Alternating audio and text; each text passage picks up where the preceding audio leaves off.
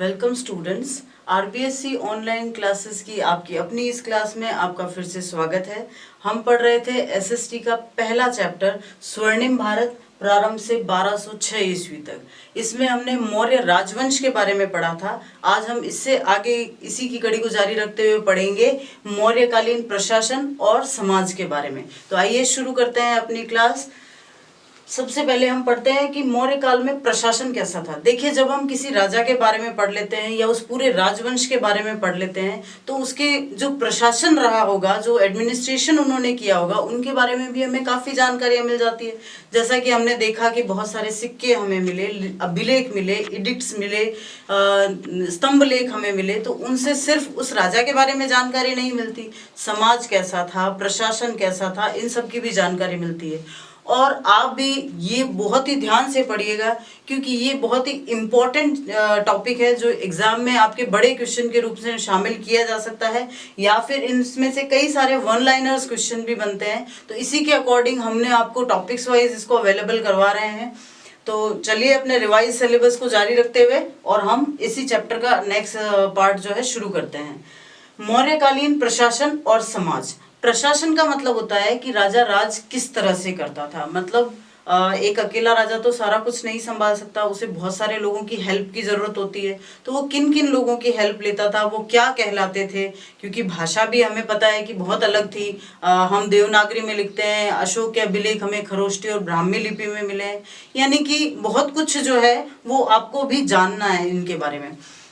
प्रशासन में एक तो ये बहुत इंपॉर्टेंट चीज है कि मौर्य काल में पहली बार ऐसा हुआ कि भारत में केंद्रीकृत प्रशासन की शुरुआत की गई। अब आप कहेंगे केंद्रीकृत क्या होता है? इतना बड़ा राज्य हमने चंद्रगुप्त के समय पढ़ा था कि काबुल, कंधार, हेरात से लेकर और बंगाल तक उसका राज्य फैला था। ऊपर कश्मीर में वहां से लेकर और दक्षिण भारत तक वो चला गया था उसका राज्य। तो इतना बड़ा राज्य अगर है तो उसको अलग अलग हिस्सों में, प्रोविंसेस में, या जिनको हम प्रांत कह सकते हैं, उनमें बांटकर राज्य किया जाता था। लेकिन मेन काम जो है वो राजधानी से ही किया जाता था। तो उस प्रशासन के उस हिस्से को जो राजधानी में बैठकर किया जाता है वो कहलाता है केंद्रीकृत शासन। यानी कि इतने बड़े भूभाग पर एक जगह बैठकर शासन करना और फिर उसको उस हिसाब से शासन को ढाल लेना।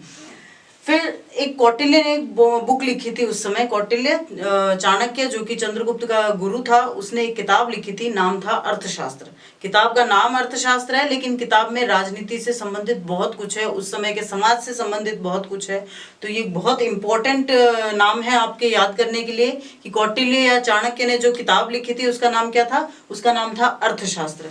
अर्थशास्त्र में उसने राज्य के या शासन के 7 अंग बताए हैं। उसने बताया है कि ये 7 चीजें जो है वो बहुत जरूरी है किसी भी राज्य में काम करने के लिए। पहला है राजा। राजा इसलिए जरूरी है क्योंकि कोई तो होना चाहिए जो उस सारे हिस्से को कंट्रोल करे, जो उस सारे हिस्से के लिए नियम बनाए, कानून बनाए, या फिर जिसकी अनुमति से ही सारा काम होता हो। तो सबसे पहली चीज है राजा। फिर अमात्य। अमात्य का मतलब होता है मिनिस्टर्स, मंत्री। मतलब जो राजा अकेला सब कुछ नहीं कर सकता, कभी उसको सलाह की जरूरत पड़ेगी, कभी उसको किसी विशिष्ट ऐसे व्यक्ति की जरूरत पड़ेगी जो अपने क्षेत्र में बहुत अच्छा जानकार हो, तो अमात्य।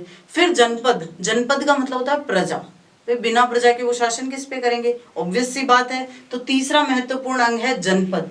फिर दुर्ग। दुर्ग इसका मतलब ये है कि अब राजा पहले खुद सुरक्षित हो जाए। दुर्ग इसलिए जरूरी था कि राजा जो है एक जगह, ऐसी जगह बैठा हो जहां वो सुरक्षा प्राप्त कर सके, जहां जल्दी से कोई आक्रमण नहीं कर पाए, और आक्रमण करे तो राजा के पास बचने के लिए जो है एक साधन हो कि वहां बैठकर वो बच सकता है। फिर है कोष। कोष मतलब धन। बिना पैसे के ऑब्वियसली शासन नहीं किया जा सकता, बिना धन के नहीं किया जा सकता, तो कोष जरूरी था, कोष, ट्रेजर। फिर सेना।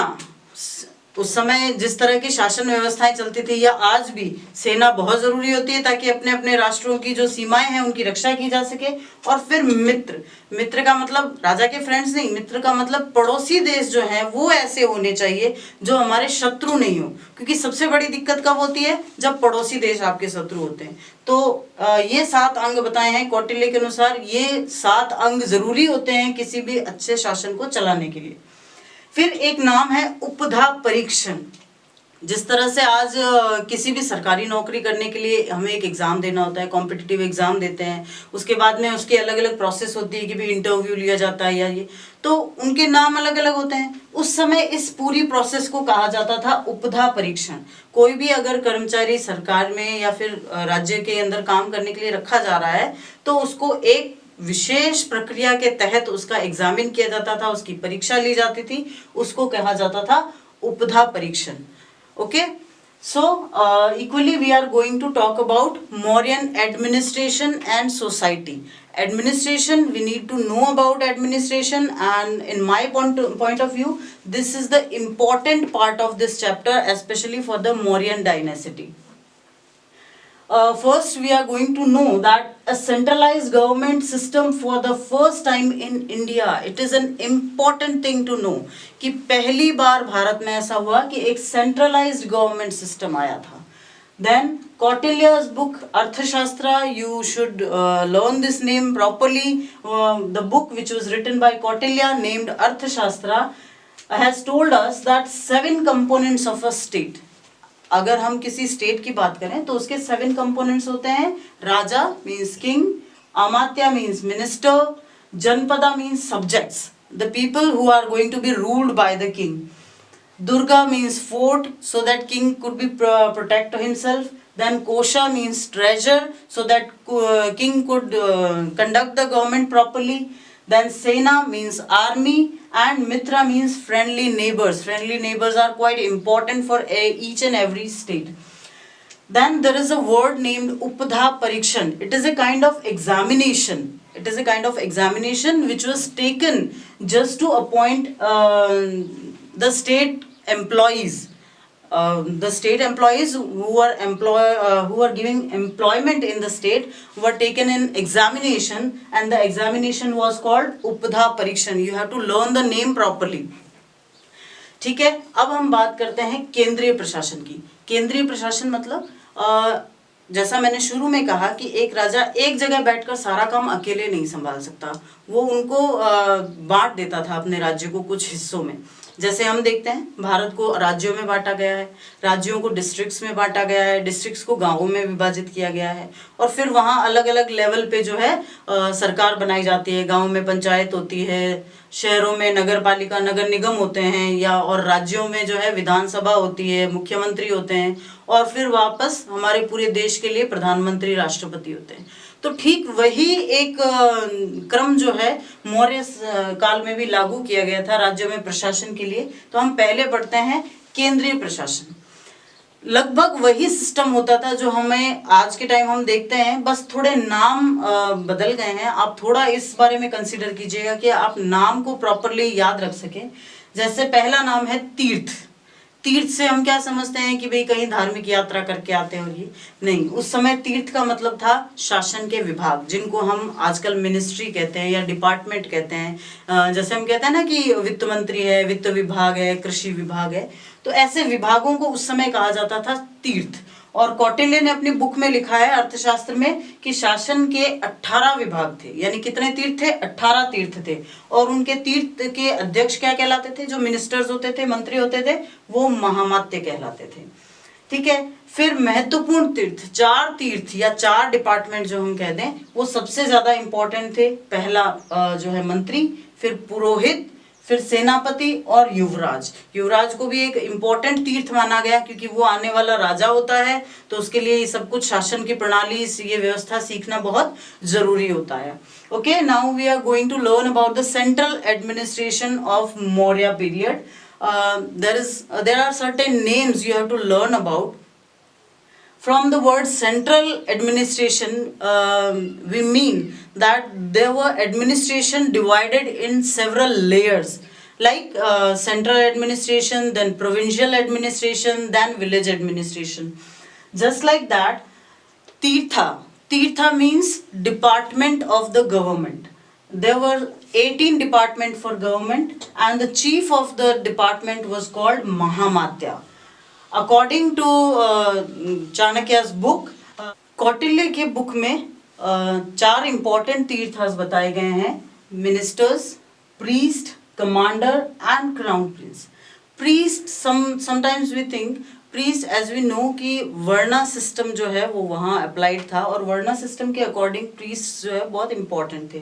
और इक्वली क्राउन प्रिंस, क्योंकि वो टू बी द किंग, वो बनने वाले राजा हैं, तो crown prince was also an important तीर्थ। Okay, now we are going to learn about some important तीर्थस, other important तीर्थस।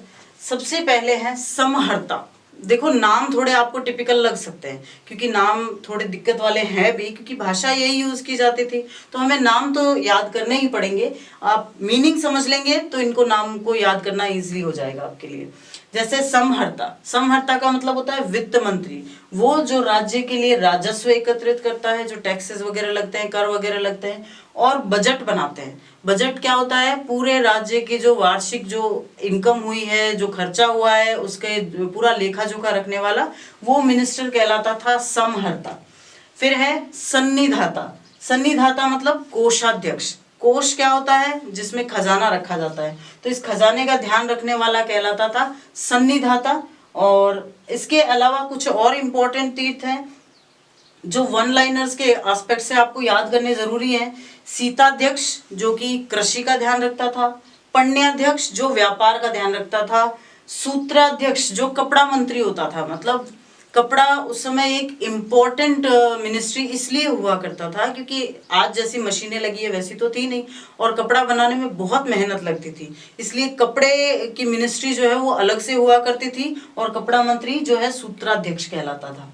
फिर है लूणाध्यक्ष यानी मुद्रा। मुद्रा क्या होती है? जो नोट, जो करेंसी चलती है उसको मुद्रा कहते हैं, तो करेंसी का ध्यान रखने वाला लूणाध्यक्ष। और विविताध्यक्ष, क्योंकि कृषि के साथ साथ पशुपालन भी एक बहुत इंपॉर्टेंट डिपार्टमेंट था, तो विविताध्यक्ष यानी चरागाह या पशुओं का ध्यान रखने वाला या उनके उस डिपार्टमेंट का जो मंत्री था वो विविताध्यक्ष कहलाता था। इक्वली समहर्ता, समहर्ता means finance minister, to collect revenue and prepare budget. Revenue means the taxes which are they are imposing on the subjects, तो वो टैक्सेस जो कलेक्ट करने वाला और फिर पूरे साल भर का बजट जो है वो प्रिपेयर करने वाला कहलाता था समहर्ता, मीन्स फाइनेंस मिनिस्टर। देन सन्निधाता, सन्निधाता means treasurer, one who is taking care of the treasure of this state. हमने पढ़ा ना कि जो कोष है वो बहुत इंपॉर्टेंट चीज हुआ करती थी चाणक्य के अनुसार, तो उसके लिए एक अलग से मंत्री था सन्निधाता। देन अदर्स वर सीताध्यक्ष who took care of agriculture, and panyaध्यक्षा for taking care of trade, then सूत्राध्यक्षा taking care of the clothing ministry, and लूणाध्यक्षा for currency, किस प्रकार की करेंसी चलेगी, नोट्स तो खैर उस समय होते नहीं थे, तो जो सिक्के छपते थे उनके ऊपर क्या छपा जाएगा, क्या लिखा जाएगा, क्या अंकित किया जाएगा, एक जैसे सिक्के बन रहे हैं कि नहीं बन रहे हैं, ये सब ध्यान रखने वाला लूणाध्यक्ष, करेंसी फॉर करेंसी। देन विविताध्यक्ष for posture minister. Posture minister just because animal husbandry was as important as agriculture that time. तो ये है उस समय का सेंट्रल जो एडमिनिस्ट्रेशन है वो, मतलब पूरे राज्य की जो राजधानी होती थी उस राजधानी में बैठ के ये कुछ मुख्यमंत्री थे जो कि सारे के सारे इन विभागों का स्पेशली ध्यान रखते थे। हमने पढ़ा कि केंद्र में किस तरह से शासन किया जाता था, राजा के साथ कौन कौन से उसके डिपार्टमेंट्स होते थे जिनको तीर्थ कहा जाता था, मंत्री होते थे। अब हम पढ़ेंगे प्रांतीय प्रशासन। प्रांत किसे कहते हैं? एक राज्य, एक देश को जब शासन करने की सुविधा के लिए कुछ हिस्सों में बांट दिया जाए उनको प्रांत कहते हैं, उन हिस्सों को प्रांत कहते हैं। तो उस लिहाज से मगध राज्य में कुल 5 प्रांत थे, ठीक है। 5 में से एक तथा उत्तरापथ, उत्तरापथ की राजधानी थी तक्षशिला। फिर अवंती राष्ट्र जिसकी राजधानी थी उज्जैनी, कलिंग जिसकी राजधानी थी तोसली, दक्षिणापथ जिसकी राजधानी थी सुवर्णगिरी, और मध्य देश जिसकी राजधानी थी पाटलिपुत्र। और ये जो मध्य देश और पाटलिपुत्र थे ये पूरे मगध की राजधानी थी, ठीक है। आप थोड़ा आराम से ट्रिक वाइज भी याद कर सकते हो कि उत्तर, दक्षिण और मध्य 3 तो दिशाओं में है, ठीक है। तो एक उत्तरापथ, एक दक्षिणापथ और एक मध्य देश, तो आपको याद तो सिर्फ अवंती राष्ट्र और कलिंग करना होगा, ठीक है। और इनकी राजधानियां हैं उत्तरापथ की तक्षशिला, अवंती राष्ट्र की उज्जैनी, कलिंग की तोसली, दक्षिणापथ की सुवर्णगिरी और मध्य देश की पाटलिपुत्र, ठीक है। इन 5 प्रांतों में पूरे मगध को बांट दिया गया था। So we are going to talk about provincial administration. Just for the ease to maintain government, the whole of the country was divided in 5 parts. The parts was named as provinces. There were 5 provinces. Uttarapat, and the capital of Uttarapat was Takshashila, then Avanti Rashtra, the capital was Ujjaini, then Kalinga, the capital was Toshli, then Dakshinapat, the capital was Suvarnagiri, and last the Madhya Desha, and the capital was Patliputra. And Madhya Desha and Patliputra was the actual capital of the country named Magadha. ठीक है, फिर जो ये शासन वहाँ होता था provinces में, जो इन प्रांतों में, वो शासन किया जाता था कुमार या आर्यपुत्रों द्वारा। यहाँ एक बात ही ध्यान रखनी होती है कि ये कुमार या आर्यपुत्र जो होते थे वो राज्य के कर्मचारी या फिर वहाँ काम करने वाले एम्प्लॉयज नहीं होते थे। ठीक है, कुमार या आर्यपुत्र कहते हैं जो उस वंश में ही पैदा होते हैं, उसी परिवार के ही सदस्य होते हैं, उन्हीं को यहाँ पर मुखिया बनाया जाता था। प्रत्येक प्रांत का, प्रांतों को बांटा गया था जिलों में, डिस्ट्रिक्ट्स में, और डिस्ट्रिक्ट का जो मुखिया होता था वो स्थानिक कहलाता था, और डिस्ट्रिक्ट को, जिलों को आगे गांव में बांटा जाता था जिसका मुखिया गोप कहलाता था। ठीक है, तो यानी पूरे देश को बांटा प्रांतों में, प्रांतों को जिलों में, जिलों को गांव में। ठीक है, ये अलग अलग इनके नाम हैं। जो प्रांतों पर शासन करते थे वो आर्यपुत्र या कुमार कहलाते थे, जिला प्रशासन के जो मुखिया होते थे वो स्थानिक कहलाते थे, और गांव में जो मुखिया होते थे उनको गोप कहा जाता था। So the administration which was done in a province was the named by Kumar और आर्यपुत्र. Kumar and Aryaputra were the actual members of that bloodline or that lineage who were ruling at the country. ठीक है, then the provinces were divided in districts and districts were divided in villages. The chief of that district was called Sthanik and the chief of the village was called Gopa. तो ये नाम जो है अलग अलग वो आपको स्पेशली याद करने हैं कि राजा, फिर राजा के नीचे प्रांत होते थे, प्रांतों का जो मुखिया होता था वो कुमार या आर्यपुत्र कहलाता था, उसके बाद में नगर है, नगरों का जो मुखिया है वो स्थानिक कहलाएगा, और फिर गांव के मुखिया को वहाँ गोप कहा जाता था। अब नगर में जो प्रशासन होता था, देखो बहुत सिस्टमेटिकली, बहुत ही अच्छे तरीके से ये प्रशासन किया गया है, और इसीलिए आपके लिए एक बहुत अच्छा क्वेश्चन भी बन जाता है और बहुत इंपॉर्टेंट क्वेश्चन है ये। नगर का जो प्रशासन होता था, हमने पढ़ लिया कि मुखिया तो स्थानिक कहलाता था, उसको 30 सदस्यों का मंडल हेल्प करता था। एक मंडल बना दिया गया था, एक कमेटी बना दी गई थी जिसमें कुल 30 सदस्य होते थे। ठीक है, अब इन 30 सदस्यों को भी और 6 समितियों में बांट दिया गया, मतलब 5-5 की 6 समितियां बना दी गई। समितियों के अलग अलग काम थे। जैसे पहली समिति क्या करती थी, उद्योगों का निरीक्षण करती थी, जो उद्योग धंधे चल रहे हैं वो प्रॉपर टैक्स दे रहे हैं कि नहीं दे रहे हैं, उनको हेल्प चाहिए, या राज्य की तरफ से कोई लोन देना है, उस लोन को वापस लेना है, ये सब चीजें। दूसरी कमेटी विदेशियों का लेखा जोखा रखती थी। ऐसे ही कोई आके थोड़ी ना राज्य में बस जाता है। आज भी हम देखते हैं कि पासपोर्ट्स होते हैं, हम एक जगह से दूसरी जगह जाते हैं, तो उस तरह का रिकॉर्ड्स, उस तरह के लेखा जोखा उस समय रखे जाते थे। फिर तीसरी जो है वो जन्म मरण का लेखा जोखा रखती थी, ताकि देखा जा सके कि राज्य में कितनी जनसंख्या है, क्या उनका काम है, किस तरह से राज्य को मेंटेन करना है। चौथी जो समिति होती थी वो व्यापार और वाणिज्य को देखती थी। छठी समिति बाजार का निरीक्षण करती थी, कोई ज्यादा प्राइस तो नहीं लगा रहा है, नाप जो किया जा रहा है, नाप तो वो ठीक से हो रहा है कि नहीं हो रहा है।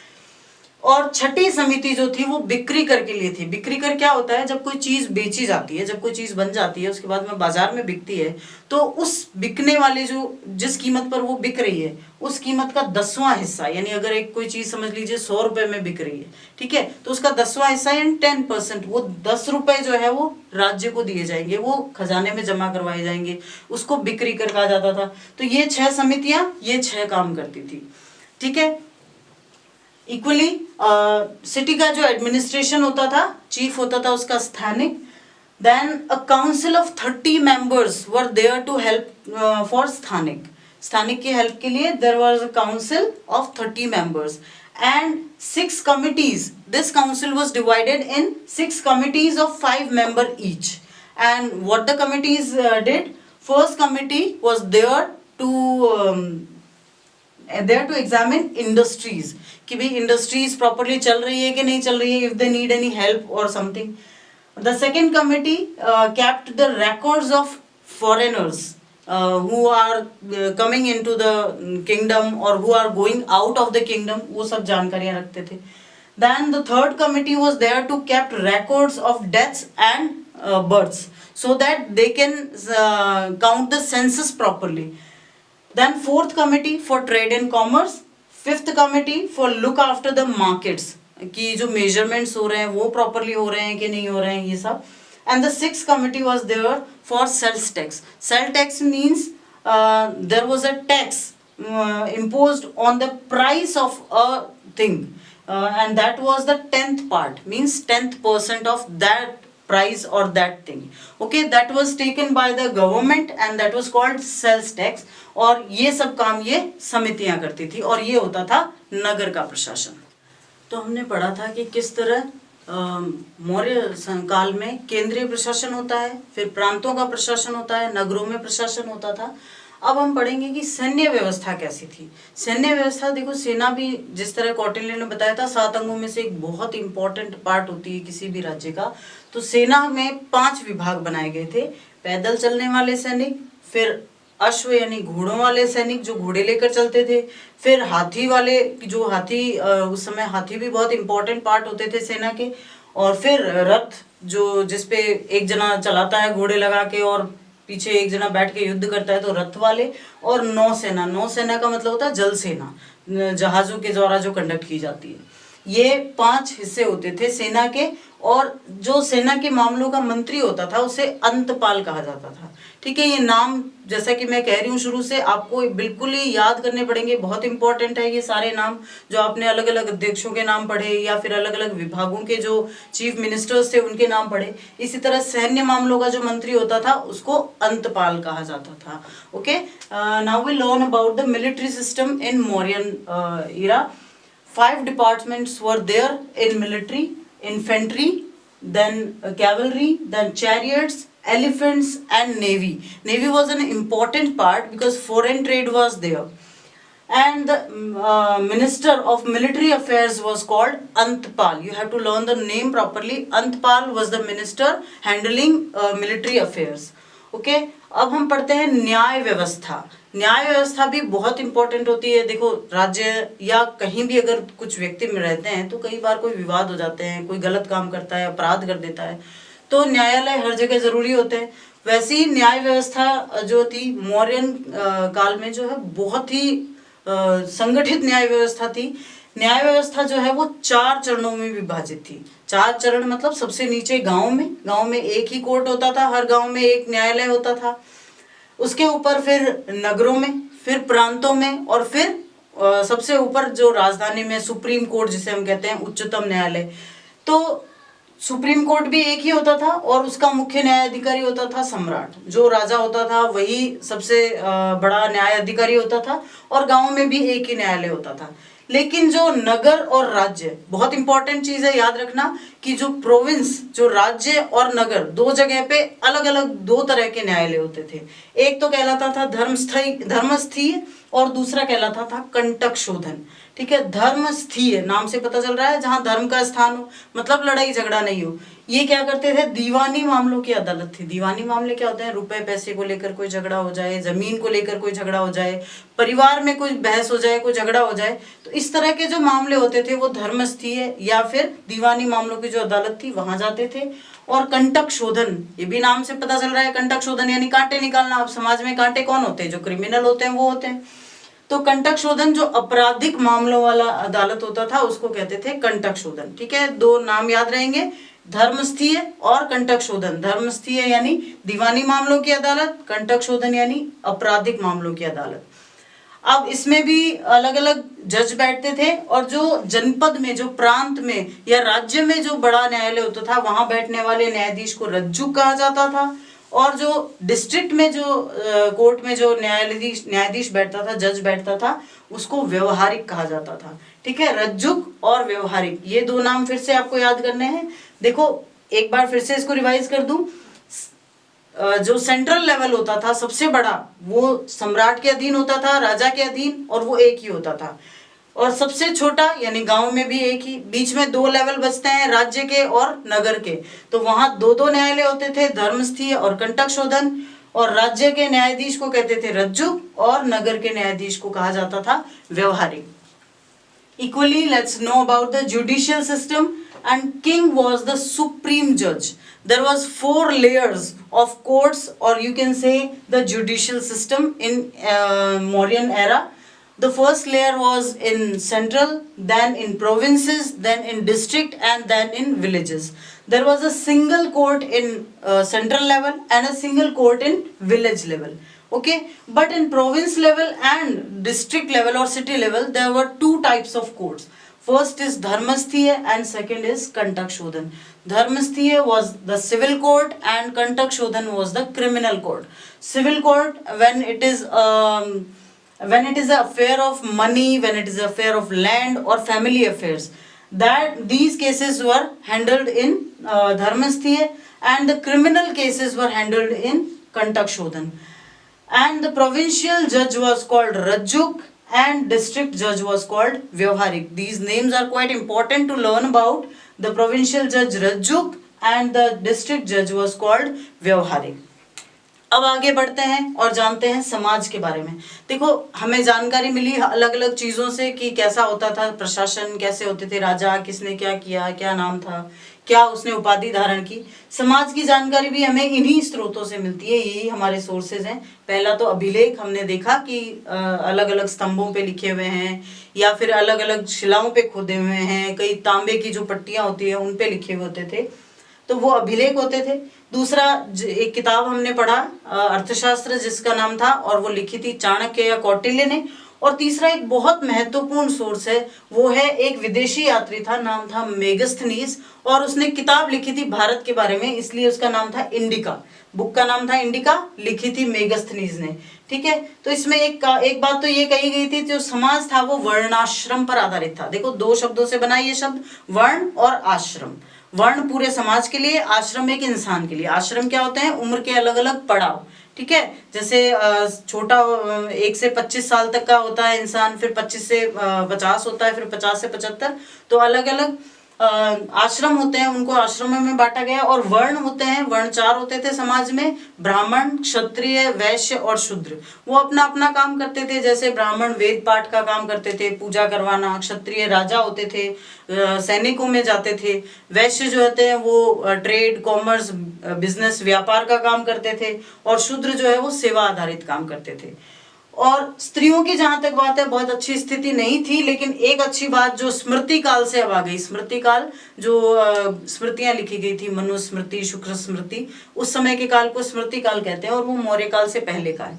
स्मृति काल से पहले की अपेक्षा स्त्रियों की स्थिति ठीक थी और उन्हें पुनर्विवाह की अनुमति मिल गई थी, मतलब वो फिर से शादी कर सकती थी। बस ये आपको इतना याद रखना है, समाज में कोई विशेष आपको ध्यान में नहीं रखना है। एक तो ये याद रखना है कि स्रोत कौन कौन से हैं, किससे पता चलता है, अभिलेख है, अर्थशास्त्र है कौटिल्य की, और मेगस्थनीज की इंडिका है। उसमें सबसे बड़ी बात तो ये कही गई है कि हमारा जो समाज था वो वर्णाश्रम पर आधारित था, और स्त्रियों की जो स्थिति थी वो बहुत ज्यादा उन्नत नहीं थी, बहुत ज्यादा प्रोग्रेसिव नहीं थी, लेकिन उनको फिर से शादी करने की या पुनर्विवाह करने की अनुमति दे दी गई थी। Let's talk about the society in Mauryan era. The sources to know about this society is edicts, as we have already talked about edicts. Then Arthashastra, which was written by Chanakya, and Indika. It is also an important book to know about, and it was written by Megasthenes. Megasthenes was a foreigner, and he came India to know about the society, to know about the administration of India in Mauryan era. Megasthenes. Please learn the name properly, Megasthenes, and the book written by Megasthenes named Indika. Now the society was based on Varnashrama system. Varnashrama, Varn and Ashrama. There were 4 kind of Varns called Brahman, Kshatriya, Vaishya and Shudra. Now the condition of women cannot said to be very progressive. It was okay, it was fine then the Smriti period, but it was not yet very good right now, but allowed to remarry. But they were allowed to remarry again if they were in any circumstances, they could have married for again. Okay, Now this is the end topic for Mauryan era, as we have read a lot about this. हमने मौर्यों के बारे में बहुत कुछ समझा, उनके समाज के बारे में भी जाना और मौर्य काल के जो इतने भी राजा हुए उनके बारे में भी जाना। अब हम इसके बाद पढ़ेंगे गुप्त वंश। तो स्टूडेंट्स अब हम शुरू करते हैं गुप्त वंश के बारे में। गुप्त वंश जो है हमने पहले पढ़ा मौर्य वंश, जो कि ईसवी पूर्व में जा रहा था, जो कि हमने कैलेंडर के हिसाब से देखा कि ईसवी पूर्व जो है उल्टा कैलेंडर जो चलता है उस हिसाब से चलता है। अब हम जो पढ़ेंगे गुप्त वंश वो एडी कैलेंडर में जाता है, यानी कि ईसवी सन में।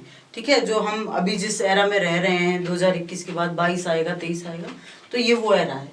ठीक है, इसको इंग्लिश में कहते हैं एडी एनो डोमिनी। ठीक है, गुप्त वंश जो है वो अस्तित्व में आया 275 ईस्वी में और इसकी स्थापना की थी श्रीगुप्त नाम के एक व्यक्ति ने।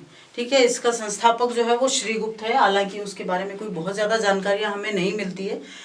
बस ये नाम पता है कि श्रीगुप्त ने इसकी स्थापना की थी। वो भी तब मिलती है, समुद्रगुप्त का एक अभिलेख हमें मिलता है जिसमें उसने अपने आप को श्रीगुप्त का सहायक कहा है। तब हमें ये जानकारी मिलती है कि इस गुप्त वंश की जो स्थापना है वो श्रीगुप्त ने की थी। श्रीगुप्त का बेटा था घटोत्कच, जिसने पहली बार महाराज की उपाधि धारण की थी। ये इसी वजह से याद रखना है आपको। देखो ये उपाधियां और ये किताबें, इस तरह के जो नाम होते हैं स्पेसिफिक, इनसे काफी सारे क्वेश्चंस बन जाते हैं, इसलिए आपको ध्यान में रखना जरूरी होता है कि श्रीगुप्त का जो बेटा था नाम था घटोत्कच, उसने महाराज की उपाधि धारण की थी। उसके बाद हमें इसकी प्रॉपर जानकारी जो मिलती है वो 319 ईस्वी से मिलती है। 319 ईस्वी में जब चंद्रगुप्त प्रथम ने गुप्त संवत चलाया था और बाद में वो राजा बना था 320 ईस्वी में। तो 320 ईस्वी में से हम पढ़ते हैं फिर चंद्रगुप्त प्रथम। प्रथम इसलिए क्योंकि इसी वंश में बाद में इसी नाम का एक और राजा बनेगा। तो ये जो प्रथम और द्वितीय, जब एक ही नाम के एक ही वंश में राजा बनते हैं ना, तो अब उनके आगे हम प्रथम और द्वितीय लगा के पढ़ते हैं। ठीक है, तो चंद्रगुप्त प्रथम राजा बना 320 ईस्वी में। अगर आपको काल याद नहीं होता है तो गलत नहीं लिखना है, प्रॉपरली अपने दिमाग में एक सेटअप बना के चलना है कि राजाओं के नाम जो है हम उस हिसाब से याद करें और शुरुआत की डेट हमें याद रहे, ताकि हम ये ध्यान में रख सकें कि हाँ ये इसके बाद आया था, इसके बाद आया था, इसके बाद आया था। तो चंद्रगुप्त प्रथम, उसने ज्यादा चीजें आपको याद नहीं रखनी है, दो ही चीजें महत्वपूर्ण है। एक तो कि उसके पिता ने महाराज की उपाधि धारण की थी, इसने उस उपाधि को क्या बना दिया, महाराजा धीराज। ठीक है, तो इसने महाराजा धीराज की उपाधि धारण की और गुप्त संवत शुरू किया था। संवत क्या होता है ये हम जानते हैं, जैसे ईसवी सन चल रहा है, हम बात करते हैं विक्रम संवत की, है ना। हम विक्रमादित्य जो एक राजा हुए थे उनके नाम से विक्रम संवत जानते हैं। ठीक वैसे ही गुप्त संवत जो है वो चंद्रगुप्त प्रथम ने शुरू किया था 319 ईस्वी में। और ये एक बहुत ही इंपॉर्टेंट फैक्ट है, बिल्कुल याद रखने लायक है कि गुप्त संवत किसने शुरू किया था या किस काल में शुरू किया गया था। ठीक है, so let's talk about Gupta dynasty. Gupta dynasty came in existence in 275 AD. Now we are not going in the era of before Christ, we are going in the era of Anno Domini era. Okay, the founder of this dynasty was Shri Gupta. We know not more about Shri Gupta. It's a common thing which we have came to know by the Allahabad Prashasti of Samudragupta. Okay, Shri Gupta was the founder of Gupta dynasty. Then his son Ghatotkacha became the king and he adopted the title of Maharaja. He was the first king to adopt the title of Maharaja. Okay, then his son Chandragupta first became the king in 320 AD, and we just learn certain things, only two things about him. First of all, he adorned the title of Maharaja Dhiraj. His father adorned Maharaja and he converted it into Maharaja Dhiraj. And then he started an samvat, an era, an calendar, a calendar. Okay, the calendar was named as Gupta Samvat and it was started in 390 AD. Then Samudragupta. Samudragupta was the son of Chandragupta first. Samudragupta जो है वो शासक बना था 355 AD में, 55 ईस्वी में, और 380 तक उसने शासन किया था। बहुत महत्वपूर्ण है, गुप्त वंश का सबसे महत्वपूर्ण शासक समुद्रगुप्त ही माना जाता है। या ऐसा भी कह सकते हैं कि गुप्त वंश का जो स्वर्ण काल है या गुप्त वंश का जो ऐसा हिस्सा जिसमें सबसे ज्यादा प्रगति हुई थी वो समुद्रगुप्त का ही काल था।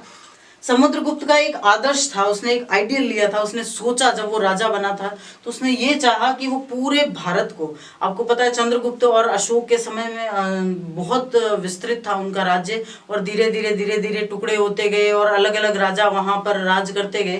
तो अब फिर से समुद्रगुप्त ने एक अपना कॉन्सेप्ट बनाया, एक आदर्श लिया कि पूरे भारतवर्ष को जीतकर उसका एकीकरण करेगा, उसे एक जो है छत्र के नीचे लेके आएगा। उसके दरबार में एक कवि था, नाम था हरिसेन। बहुत इंपॉर्टेंट टॉपिक है ये समुद्रगुप्त का कि उसके दरबार में एक कवि था हरिसेन और उसने एक प्रशस्ति की रचना की थी। प्रशस्ति क्या होता है? जब किसी राजा की तारीफ में कुछ लिखा जाता है, हमने अभिलेखों के बारे में पढ़ा ना जिसमें बहुत सी जानकारियां हमें मिलती है, तो वहीं उस राजा के जीवन की जानकारी देते देते उस राजा के को महान बताया जाता है, उसकी तारीफ लिखी जाती है, तो ऐसे लेख को हम प्रशस्ति कहते हैं। तो इलाहाबाद में है एक ऐसी प्रशस्ति जिसको इलाहाबाद प्रशस्ति ही कहा जाता है और वो लिखी किसने है? दरबारी कवि हरिसेन ने। उसका समुद्रगुप्त का दरबारी कवि था हरिसेन, उसने लिखी थी, नाम इलाहाबाद प्रशस्ति। और उसमें लिखा क्या गया है कि समुद्रगुप्त कभी कोई युद्ध नहीं हारा। उसने खूब सारे युद्ध लड़े लेकिन वो कभी हारा नहीं। और उसकी पावर की जानकारी हमें, उसकी शक्ति की जानकारी ऐसे भी मिल सकती है कि उसकी नौसेना बहुत शक्तिशाली थी। नौसेना से क्या मतलब है कि जो जल सेना होती है। अब इससे होता ये है कि विदेशों में व्यापार आसानी से होता है। भाई जल सेना, अगर पूरी सेना आप महासागरों में उतार सकते हो तो इसका मतलब व्यापार भी बहुत अच्छा चल रहा है, विदेशों के साथ संबंध भी बहुत अच्छे हैं। ठीक है, बहुत शक्तिशाली नौसेना थी। और ये एक बहुत इंपॉर्टेंट फैक्ट है कि उसने अश्वमेध यज्ञ किया था। क्या होता है अश्वमेध यज्ञ? अश्वमेध यज्ञ एक ऐसा यज्ञ होता है जिसमें राजा हवन करने के लिए बैठता है और राजा की तरफ से एक घोड़ा छोड़ दिया जाता है। ठीक है, अब वो घोड़ा जहां तक जाएगा, कोई उसको चलाता नहीं है, मतलब कोई उस घोड़े पर बैठकर उसको राइड नहीं करता है, वो घोड़ा अपने आप चलता जाता है और जहां जहां तक वो घोड़ा जाता जाएगा वहां वहां तक उस राजा का अधिकार माना जाएगा। अब हो सकता है वो दूसरे राज्य में चला जाए, तब क्या हो सकता है फिर वहां उसको एंट्री नहीं करने दे, तो उस घोड़े के पीछे पीछे उस राजा की सेना भी चलती है, जो जहां कोई भी उस घोड़े को रोकने का प्रयास करता है वहां उसकी सेना आक्रमण कर देती है। तो ये वही राजा कर सकते हैं जो बहुत ज्यादा पावरफुल होते हैं, जिनकी आर्मी इतनी पावरफुल होती है कि वो किसी भी फौज से मुकाबला कर ले। तो इसलिए उसने अश्वमेध यज्ञ किया। इसका मतलब वो वास्तव में बहुत पावरफुल राजा था उस समय का। और ये हमें पता कैसे चलता है? उसके सिक्कों पर, समुद्रगुप्त के समय के जो सिक्के हमें प्राप्त हुए हैं उन सिक्कों पर एक शब्द लिखा हुआ है, अश्वमेध पराक्रम। पराक्रम का मतलब भी होता है साहस, तो यानी वो इतना साहसी था कि उसने अश्वमेध यज्ञ किया था। सिक्कों से ही हमें एक जानकारी और मिलती है कि वो संगीत में बहुत निपुण था। जैसा मैंने पहले कहा कि समुद्रगुप्त का जो काल है वो स्थापत्य की दृष्टि से, संगीत की दृष्टि से, धर्म की दृष्टि से स्वर्ण काल माना जाता है। इसलिए संगीत में बहुत निपुण था क्योंकि उस सिक्के पर उसी की तस्वीर है वीणा बजाते हुए। ठीक है, फिर भगवान विष्णु का वो भक्त था लेकिन सभी धर्मों का आदर करता था, यानी कि सारे धर्मों के लोग आराम से उसके राज्य में निवास करते थे। Let's talk about the Samudragupta, and the era of Samudragupta is from 355 AD to 318 AD. It is called the golden era of Gupta dynasty. Because Samudragupta has adorned an ideal to conquer and unify the whole India. As we came to know that after Mauryan dynasty, India has become partial in very provinces, and different kind of dynasties were there to rule out these provinces. So Samudragupta was there and he wanted to conquer all these provinces and wanted to unify the India as Bharatvarsh जिसको कहा जा सकता है। Then it is quite important to know that a poet was there who wrote Allahabad Prashasti. As I have told you, Prashasti is an edict, is an record which is written in appraisal of a king. Okay, this is called Prashasti. Allahabad Prashasti written by Harisein, and according to Allahabad Prashasti, Samudragupta was never defeated by anyone. It means he was very powerful king, very powerful navy he had, and he performed Ashwamedha Yajna. How do we come to know about it? Ashwamedh Parakram is inscripted on one of his coins. We got a coin and Ashwamedh Parakram is written on that coin. After that, he was very excellent in music also. How we come to know? His image of playing veena is also inscripted on a coin. Okay, so as I have told you, coins and records and books, these are quite important sources to know about the kings, about the society. Then he was very devotee to Lord Vishnu, but had equal respect for all religions. He was a very good example of harmony in Indian dynasties. Then Samudragupta के बाद चंद्रगुप्त द्वितीय, प्रथम और द्वितीय, चंद्रगुप्त नाम का ही एक राजा उसी वंश में हुआ था, तो हम उसको जानते हैं चंद्रगुप्त द्वितीय के नाम से।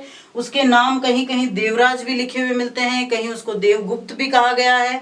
तो अगर ये नाम भी आपके आते हैं कि भाई चंद्रगुप्त द्वितीय को और किन नामों से जाना जाता था, तो आप कह सकते हो देवराज या देवगुप्त। इसके बारे में इंपॉर्टेंट फैक्ट्स ये है कि एक तो उसने पश्चिमी मालवा और गुजरात को जीता था, अपने राज्य में मिला लिया था मालवा और गुजरात। मालवा मध्य प्रदेश का जो पश्चिमी भाग है उसको कहा जाता है, और गुजरात आप सबको पता ही है। तो इन हिस्सों को जीतकर उसने अपने राज्य में मिला लिया था। फिर उसने उज्जैन को अपनी राजधानी बनाया था। अब तक हमने पढ़ा कि पाटलिपुत्र जो है वो बिहार में जो स्थित है, पाटलिपुत्र, वो इस सारे राज्य की राजधानी हुआ करती थी। उसने पहली बार उज्जैन को राजधानी बनाया। और शक, देखो उस समय कुछ ऐसी जातियां या कुछ ऐसे आक्रमणकारी होते थे जो लूटपाट करते थे बहुत ज्यादा, तो शक और हूण उन्हीं लुटेरों या उन्हीं जातियों में माने जाते हैं। तो एक जाति थी शक, उसने शकों पर विजय प्राप्त की थी, और इस विजय को प्राप्त करने के बाद उसने एक उपाधि धारण की विक्रमादित्य नाम की। विक्रम यानी बहुत सारा साहस, ब्रेवरी, और आदित्य यानी सूरज के समान साहसी। तो उसने ये उपाधि धारण की थी विक्रमादित्य की। कब? जब उसने शकों पर विजय प्राप्त कर ली थी। Let's know about Chandragupta II. As I have told you that in a single dynasty, when different kings came with same names, we gave them the order, like Chandragupta first and now Chandragupta II. He is also known as Devraj or Devgupta. Somewhere written his name Devraj and somewhere Devgupta. He conquered Western Malwa and Gujarat. Western Malwa is situated in Western Madhya Pradesh, and Gujarat you all know about. And he made Ujjain as his capital. Earlier the capital of India or capital of Magadha was Patliputra, and he made Ujjain just to get relief in administration. He made Ujjain as his capital, and after attaining victory on Shaks and Hunas, they are the species which were known as bandit species. So he attained victory on Shakas and adopted the title of Vikramaditya. It is quite an important title to know about, that he adorned a title Vikramaditya. इस पूरे वंश में अब तक हमने देखा, सबसे पहले घटोत्कच ने महाराजा की उपाधि धारण की, चंद्रगुप्त प्रथम ने महाराजा धीराज की उपाधि धारण की, और समुद्रगुप्त को अश्वमेध पराक्रम कहा गया, और उसके बाद चंद्रगुप्त द्वितीय ने विक्रमादित्य की उपाधि धारण की। तो ये बहुत इंपॉर्टेंट चीजें हैं, छोटी छोटी माइनर सी है, लेकिन आपके लिए बहुत इंपॉर्टेंट है, ध्यान में रखने लायक। कंटिन्यू करते हैं गुप्त वंश को। हमने पढ़ा था चंद्रगुप्त द्वितीय को, उसके बाद उसका पुत्र कुमारगुप्त महेंद्रादित्य शासक बना था। कुमारगुप्त महेंद्रादित्य शासक बना था 414 ईस्वी से, और उसका शासन रहा था 455 ईस्वी तक। कुमारगुप्त महेंद्रादित्य के बारे में दो ही विशेष बातें आपको याद रखनी है। पहली तो ये कि नालंदा विश्वविद्यालय जो भारत के लिए गर्व का कारण रहा है, जिसकी वजह से भारत विश्व गुरु कहलाया जाता था, उस समय में भी, आज से 2000 साल पहले भी एक विश्वविद्यालय की स्थापना की थी, जहां बाहर से विदेशों से विद्यार्थी पढ़ने आते थे। वो नालंदा विश्वविद्यालय की स्थापना जो है वो कुमारगुप्त महेंद्रादित्य ने की थी, और उसका राज्य जो है वो सौराष्ट्र, सौराष्ट्र हम गुजरात के एक हिस्से को कहते हैं, सौराष्ट्र से लेके बंगाल तक फैला हुआ था। यानी कि जो सपना देखा था समुद्रगुप्त ने, वो कुमारगुप्त महेंद्रादित्य तक आते आते पूरा हुआ कि भारत को एकीकृत कर दिया गया वापस गुप्त साम्राज्य के अंदर। ठीक है, let's talk about Kumaragupta Mahendraditya in addition to as son of Chandragupta Dvitiya, as we have taught in Gupta dynasty. we just have to learn two only things about him, that he is regarded as the founder of Nalanda University. Nalanda University can be said the pride of India. India has called Vishwaguru because of it, and even foreigners, even the students from foreign countries came here to study, came here to learn about Indian society and Indian learnings. So he is regarded as the founder of Nalanda University, and his empire was extended from Saurashtra to Bengal. Saurashtra is situated in Gujarat, and from Gujarat to Bengal his empire was extended. It means he had achieved the goal which was set by Samudragupta. फिर हम बात करते हैं स्कंदगुप्त की। स्कंदगुप्त जो कि 455 ईस्वी में शासक बना था। स्कंदगुप्त के बारे में भी दो ही बातें स्पेसिफिक हमें ध्यान रखनी है। पहली तो एक जूनागढ़ अभिलेख प्राप्त होता है। जूनागढ़ जो है वो भी गुजरात में है, और गुजरात में मौर्य शासकों ने एक झील बनवाई थी जिसका नाम था सुदर्शन झील। उस झील को बने हुए काफी समय हो गया, तो वो थोड़ी टूट फूट गई थी, तो उसका जीर्णोद्धार यानी उसको वापस से सही करवाने का काम जो है वो स्कंदगुप्त ने करवाया था। और दूसरी बात ये कि उसके समय में हूणों का आक्रमण हुआ था। हमने पढ़ा था कि चंद्रगुप्त के समय में, चंद्रगुप्त द्वितीय के समय में शकों का आक्रमण हुआ था और उनको हराकर उसने विक्रमादित्य की उपाधि ली थी। तो स्कंदगुप्त के समय में हूण जाति के जो आक्रमणकारी थे उन्होंने आक्रमण किया था। ये दो ही चीजें इसके बारे में बहुत ज्यादा इंपॉर्टेंट है जो हमें याद रखनी है। Skandagupta was son of Kumargupta Mahendraditta, and we just have to learn two specific things about him. First, according to Junagadh Rock Edict, Junagadh is situated also in Gujarat, and the Rock Edict there was founded. It told us that he renovated the Sudarshan Lake, which was built by Mauryan kings, Mauryan rulers. Mauryan rulers has made a lake named Sudarshan Lake, and it was destroyed because of time, because of many other things, and he renovated it. And he had to confront Hunas. Hunas, as we have taught, that Chandragupta II had to confronted with Shaks, and he had to confronted with Hunas. तो ये है गुप्त काल के शासकों का परिचय। इसके बाद भी कई सारे शासक हुए, लेकिन हम उनके बारे में पढ़ते इसलिए नहीं क्योंकि उन्होंने शायद कुछ विशेष काम नहीं किया हो, या धीरे धीरे जो गुप्त वंश है वो पतन की ओर चला गया। अब हम पढ़ेंगे गुप्त वंश की सांस्कृतिक उपलब्धियां। जैसा मैंने पहले भी कहा, संस्कृति कल्चर के हिसाब से और स्थापत्य कला या लेखन कला, इस हिसाब से गुप्त काल जो है वो प्राचीन भारत का स्वर्ण काल माना जाता है। तो इसकी कुछ सर्टेन पॉइंट्स जो है वो मैंने यहाँ लिख दिए हैं, आप बिल्कुल ध्यान से इनको लर्न आउट करना। सबसे पहली बात तो कि चंद्रगुप्त द्वितीय के काल में चीनी यात्री फाहियान भारत आया था। देखो, विदेशी यात्री कब आते हैं? जब एक तो किसी जगह पर आवागमन सुरक्षित हो, दूसरा वहां पर कुछ ऐसा हो जो उनको सीखने को मिले। तो इसलिए चंद्रगुप्त द्वितीय के काल में चीनी यात्री जो था फाहियान, वो भारत आया था। उसने भारत के बारे में बहुत कुछ लिखा है अपने पुस्तकों में। दूसरा ये कि उस समय राजकाज की भाषा जो थी वो संस्कृत थी। संस्कृत इतनी उन्नत अवस्था में थी कि पूरा जो काम था गवर्नमेंट का, प्रशासन का, वो संस्कृत में किया जाता था। और कुछ नाटक लिखे गए हैं जो आज तक संस्कृत भाषा में बहुत ज़्यादा इम्पोर्टेंट है और आपको भी याद करने हैं ये नाटक। पहला है कालिदास के द्वारा दो नाटक लिखे गए थे, अभिज्ञान शाकुंतलम और रघुवंशम। इनको महाकाव्यों की श्रेणी दी जाती है। कालिदास ने लिखे थे अभिज्ञान शाकुंतलम और रघुवंशम। शूद्रक नाम का एक नाटककार था जिसने लिखा था मृच्छकटिकम, और विशाख दत्त ने लिखा था मुद्रा राक्षस। ये चार नाटक थे और ये तीन नाटककार थे। आपको ये नाम एकदम ध्यान से याद करने हैं।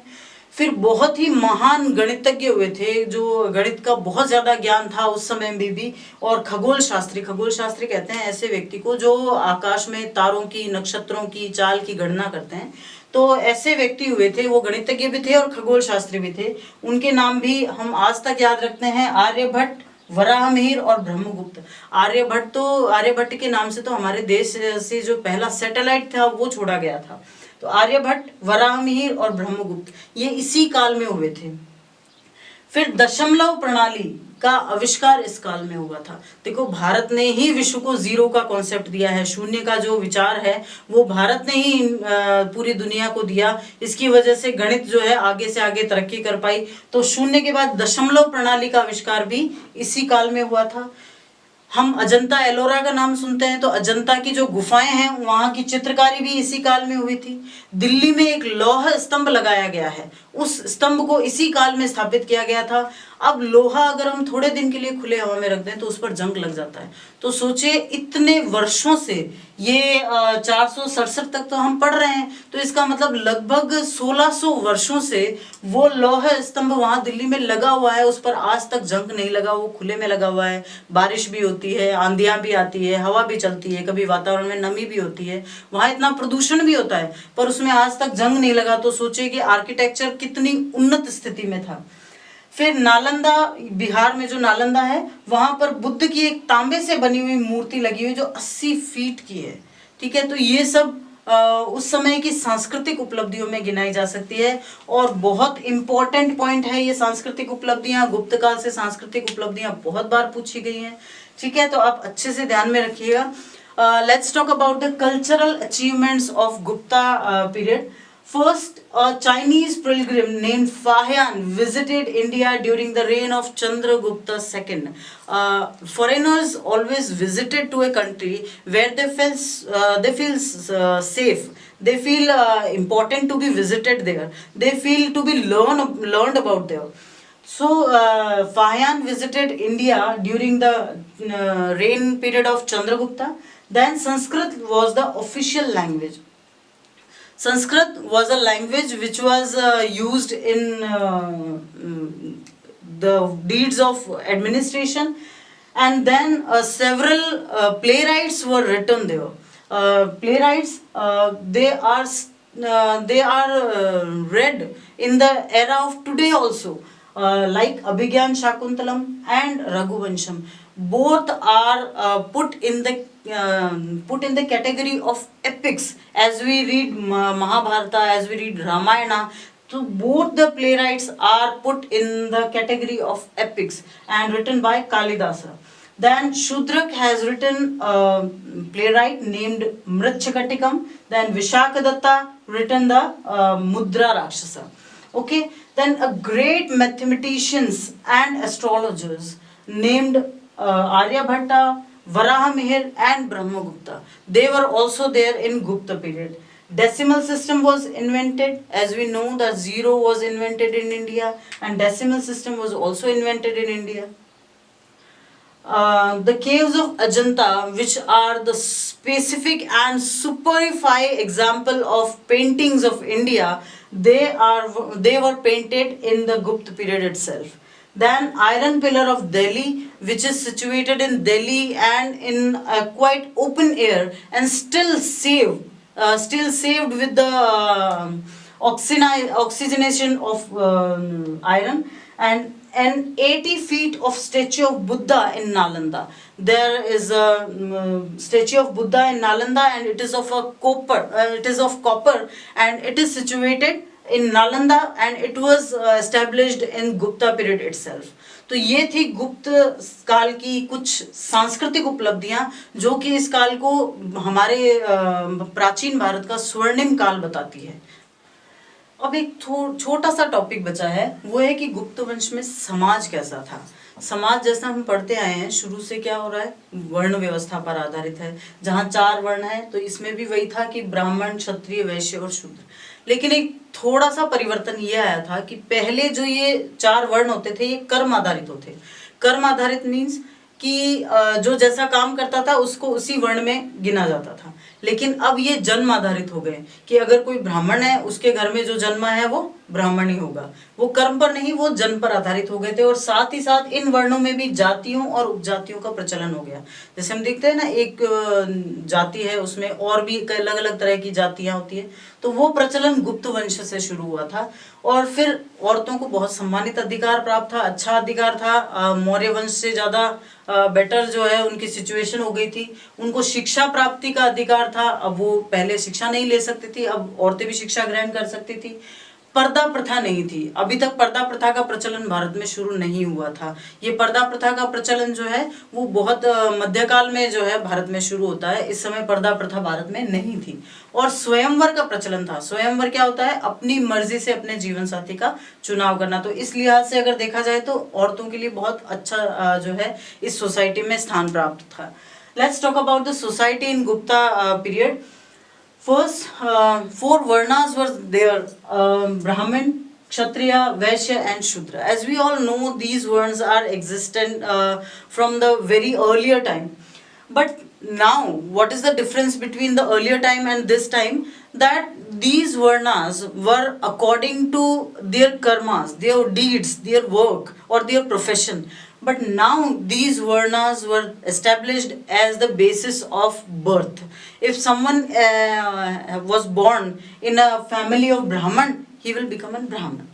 This setup was came in existence in Gupta period itself, and many castes and subcastes were evolved in the Gupta period. Women had important place in society. It is became a good place comparing to Maurya dynasty. Allowed to obtain educations. Women are allowed to obtain education in this period, and veil, parda system was prohibited. Yet veil was not in existence in Gupta period.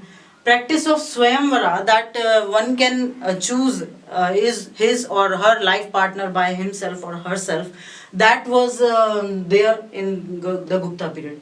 तो ये थी गुप्त period की कुछ महत्वपूर्ण बातें जो हमने जानी। राजाओं के बारे में जाना, इनकी सांस्कृतिक उपलब्धियों के बारे में जाना और समाज के बारे में भी समझा। हाँ, तो हमने पढ़ा था मौर्य वंश के बारे में, फिर हमने पढ़ा गुप्त वंश के बारे में। अब तीसरा और एक छोटा सा वंश आपके इस चैप्टर में और इंक्लूड है, वो है वर्धन वंश, जिसको पुष्यभूति वंश भी कहते हैं। ठीक है, बहुत ज़्यादा कोई बड़ा नहीं आया ना इस पर कोई बड़ा क्वेश्चन आएगा तो छोटा क्वेश्चन आएगा। और आप बहुत ही शॉर्ट में, क्योंकि एक ही इम्पोर्टेंट शासक हुआ है, सिर्फ नाम याद करने हैं बाकियों के। तो सबसे पहला तो ये ध्यान में रखना है कि इसको वर्धन वंश को पुष्यभूति वंश भी कहते हैं। ठीक है, तो ये नाम आपको ध्यान में होने चाहिए, क्योंकि अगर कोई दूसरा नाम आ जाए तो आपको कंफ्यूजन होए। इसको पुष्यभूति वंश इसलिए कहते हैं क्योंकि इसकी स्थापना जो है पुष्यभूति नामक एक व्यक्ति ने की थी। ठीक है, और कब की थी? 6ठी शताब्दी में। फिर उसके बाद में एक दो राजाओं के बाद एक राजा हुआ इसमें, प्रभाकर वर्धन। वो इम्पोर्टेंट था, लेकिन सिर्फ उसका नाम ही हमें ध्यान में रखना है, प्रभाकर वर्धन। उसके बाद में उसका बेटा राजा बना जिसका नाम था राज्यवर्धन। ठीक है, राज्यवर्धन, उसके दो बेटे थे। बड़ा बेटा राज्यवर्धन राजा बना, लेकिन शासक बनने के कुछ ही टाइम बाद 606 ईस्वी में बंगाल के एक गौर शासक थे शशांक, उसके साथ युद्ध हुआ और शशांक ने जो है राज्यवर्धन की हत्या कर दी। बहुत ज्यादा टाइम वो भी नहीं रहा शासन में। उसके बाद उसका छोटा भाई, जैसा मैंने कहा इसके दो पुत्र थे, बड़ा पहले शासक बना और उसकी हत्या हो गई 606 ईस्वी में। उसके बाद उसका छोटा भाई हर्षवर्धन वर्धन वंश का शासक बना। लेकिन ये अंतिम वर्धन शासक था, क्योंकि हर्षवर्धन के और राज्यवर्धन के दोनों के कोई संतान नहीं थी, और इस वजह से इनके बाद इस वंश में राजा बनने वाला कोई था नहीं। तो हर्षवर्धन को वर्धन वंश का अंतिम शासक ही माना जाता है। इसका राज्य जो है बहुत विस्तृत था।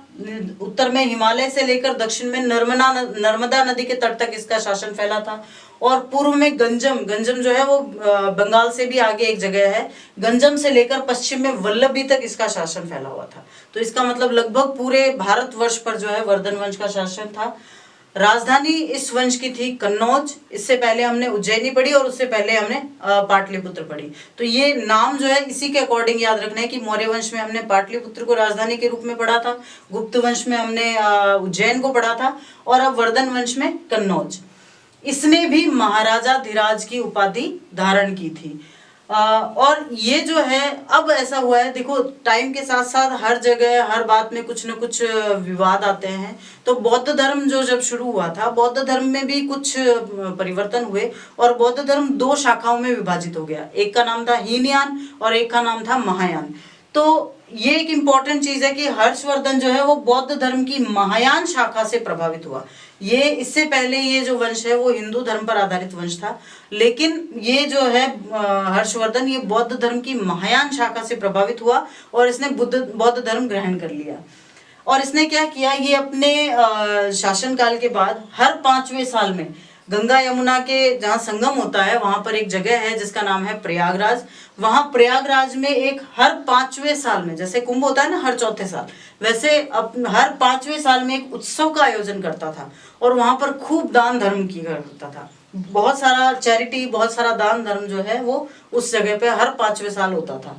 और इस तरह से कई सारे हुए, 5 साल, जैसे हमने देखा कि लगभग 40 साल इसने शासन किया। तो ऐसे छठे उत्सव में, यानी कि लगभग 30 साल हो गए इस फंक्शन को चलते हुए, तो ऐसे छठे उत्सव में एक चीनी यात्री जिसका नाम था वेन सांग, वो भी शामिल हुआ था। ये एक इंपॉर्टेंट चीज है। तो ये दो बहुत इंपॉर्टेंट बातें हैं इसके बारे में। एक तो हर 5वें वर्ष प्रयाग में गंगा यमुना के संगम पर दान धर्म हेतु खासकर उत्सव का एक आयोजन किया जाता था, हर 5वें साल होता था। और ऐसे छठे उत्सव में चीनी यात्री वेन सांग भी शामिल हुआ था। Okay, let's talk about the Vardhan dynasty. It is also an important dynasty of ancient India. It is also known as Pushyabhuti dynasty. We call it Pushyabhuti dynasty because the lineage, the dynasty itself was founded by a person named Pushyabhuti. On his name, this lineage is also called as Pushyabhuti dynasty.